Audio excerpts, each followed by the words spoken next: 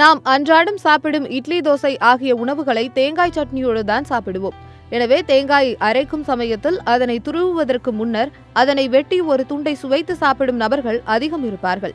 எனவே தேங்காய் சுவையாக இருப்பதோடு அதிக சத்துக்களையும் கொண்டுள்ளது. இதனால் தேங்காயை பச்சையாக சாப்பிடும்போது கிடைக்கும் நன்மைகளை பற்றி தெரிந்து கொள்ளுங்கள். குடலில் ஏற்படும் பிரச்சனைகளை தேங்காய் குணப்படுத்துகிறது. இதில் இருக்கும் நார்ச்சத்துகள் உணவு செரிமானத்திற்கும் உதவுகிறது.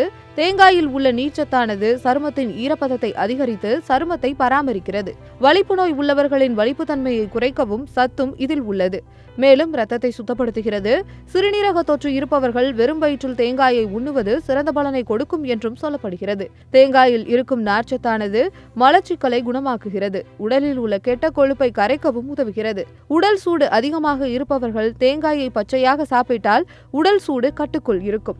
மேலும் அல்சைமர் ஏற்படும் அபாயத்தை குறைக்கிறது. பலவீனமானவர்கள் மற்றும் குழந்தைகளின் நோய் எதிர்ப்பு சக்தியை அதிகரிக்கிறது. இதில் உள்ள புரதம் முடியை அழகுபடுத்தி முடி அடர்த்தியாக வளரவும் உதவுகிறது. எனவே அவ்வப்போது முடிந்தவரை தேங்காயை பச்சையாக சாப்பிடுவது நல்லது என்கிறார்கள் மருத்துவ நிபுணர்கள்.